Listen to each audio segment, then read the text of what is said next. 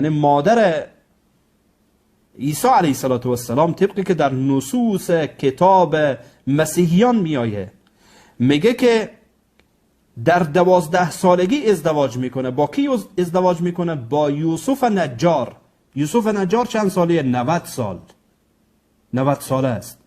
دختر 12 ساله. ای مسیحی، ای کشیش، ای اسلام ستیز، این را گوش کن.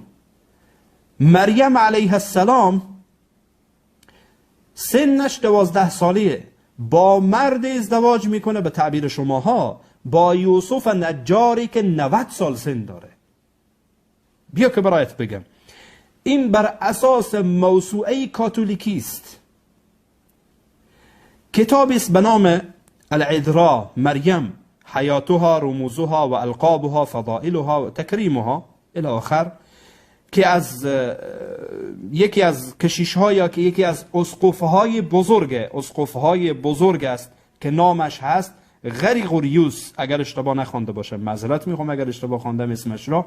در صفحه به زبان عربی ترجمه شده میگه وقد شهدت، میگه یعنی شهادت میده نصوص انجیل علی ان یوسف زوج مریم، یعنی شوهر مریم که به صورت رسمی بوده و مریم که زوجه یوسف بوده به صورت رسمی، و این کان فی الحقیقت قد عاشا معا، میگه گرچه اینها به حقیقت یعنی با هم دیگر ازدواج کردن و با هم دیگر زندگی کردن، که اب عجوز فی نحو 90 من عمره مع ابنته و هی صبیه فی 12 من عمرها.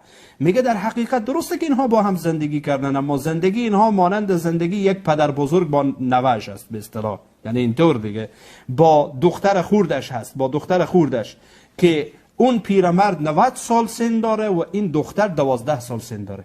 این رو که من نمیگم، خب یک اسقف بزرگ این حرف را میگه و اگر شما میگید این چنین نیست، خب خلافش را برای ما ثابت بکنید که نه، از کتب خودتان بگید مریم علیه السلام سن نشین بوده و یوسف سن نشین بوده، با هم ازدواج کردن بر اساس نصوص خودتان. اما آنچه که برای ما اثبات شده و اسقف بزرگتان میگه و کتابهایتان در این باره ارائه میده اینه که مریم علیه السلام 12 سال سن داره، با یوسف نجار ازدواج میکنه در حالی که 90 سال سن داره. چرا شما این رو نمیگید؟ چسبیدید به جان پیامبر اسلام صلی الله علیه و سلم. و من انشاءالله در اخیر صحبت خودم ویدیویی را برایتان قرار میدم، یکی از محققین بریتانیایی یا انگلیسی که با زبان انگلیسی صحبت میکنه و زیرنویس عربی است. ویدیویش رو در این باره برایتان پخش میکنم انشاءالله، خودتان ببینید.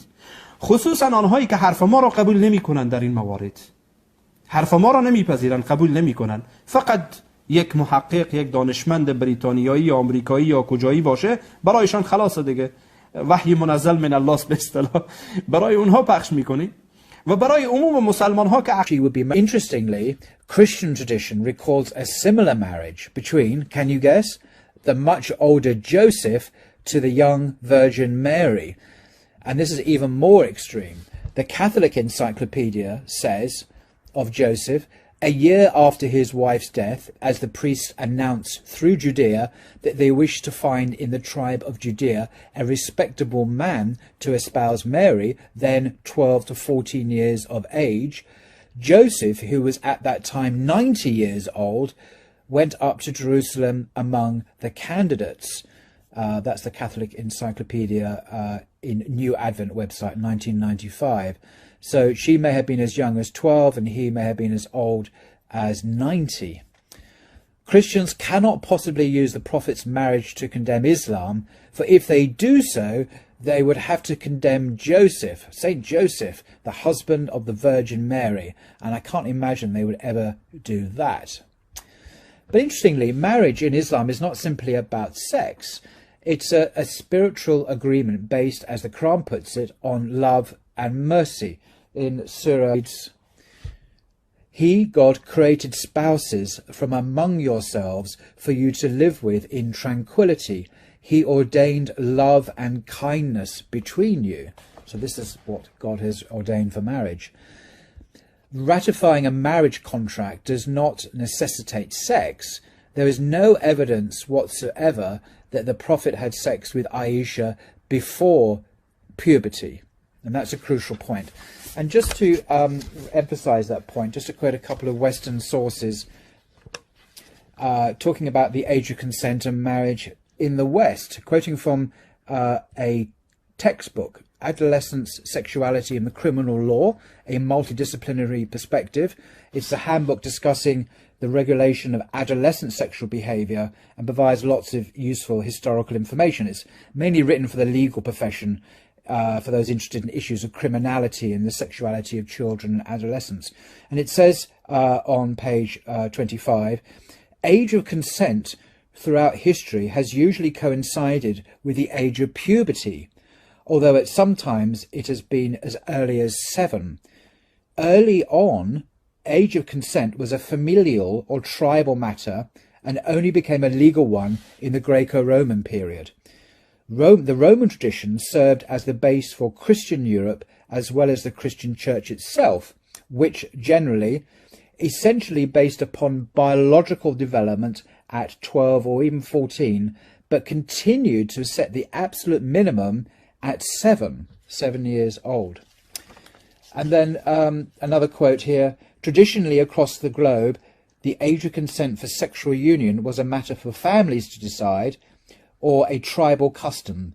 In most cases, this coincided with signs of puberty, menstruation for a woman and pubic hair for a man.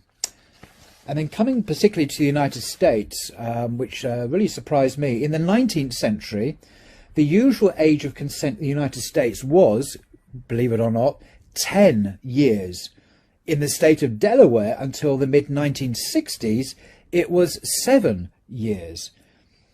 In A Guide to America's Sex Laws, the authors note, the law governing the age of consent has changed dramatically in the United States during the 20th century. Most states codified a statutory age of consent during the 19th century, and the usual age was 10 years. Now, this is stated by Richard A. Posner. He was Chief Judge of the United States Court of Appeals. So that was his statement of the affairs. To British common law, during the colonial period, the age of consent was 7. Today, we are astounded that girls of this age were assumed to know enough about sex or about sin to make such a decision competently. But nevertheless, that was the reality. So age of consent laws are quite different from what they are today, clearly. So in the light of this, it cannot be said, coming back to Muhammad again, that there is any evidence at all that the Prophet committed paedophilia. Now, this was because the age of consent, the age of puberty, and the age of adulthood were all at the same time, the age of puberty. And Muhammad would have consummated the marriage several years after the betrothal, when she was technically an adult, when she was a woman, according to the customs and the historical context of the day. So it would have been an appropriate thing to do. So to summarize, the Prophet's marriage to Aisha was appropriate considering the circumstances of life in ancient Arabia. Their marriage was not based upon lust or abuse, but upon their shared spiritual mission to deliver these teachings of Islam to humanity, because Aisha went on to become one of the greatest scholars of Islam and a transmitter of knowledge of the Sunnah of the Prophet, particularly regarding women's matters, women's issues, and she's highly regarded even today for that knowledge. So I think that is, in a very rough way, in a very simple way, the reason why it is anachronistic, to put it politely. In other words, you're reading back our contemporary Western understandings, which are very historically relative, reading it back into history to other times and other cultures, and judging those cultures. That's called anachronism, and it's not a good thing. It's an intellectual sin. Most cultures throughout history, in the Bible, of course, as well, the age of marriage was the age of puberty. If we condemn Muhammad, we condemn the Virgin Mary, we condemn Joseph, we condemn the vast majority of people throughout history for whom adulthood began at puberty. The bar mitzvah